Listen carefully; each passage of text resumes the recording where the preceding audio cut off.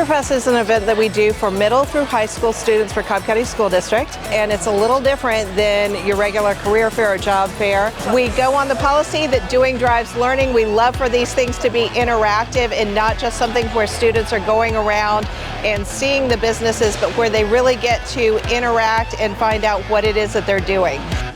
Helps you find your passion. You're just walking around, you just look at stuff, oh, I want to do that in the future. They can teach you on what programs there are that can help to further your goals.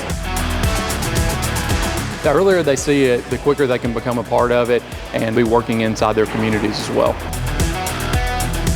We have student demonstrations from some of our high school pathway programs, so our middle school students can see what kind of programs are available when they get to high school.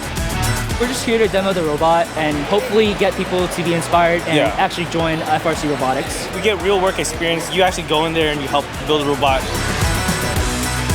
Local businesses and industries are hiring young adults that are completing Cobb Pathway programs, and we love for kids to have opportunities and to know the opportunities that are available in their community.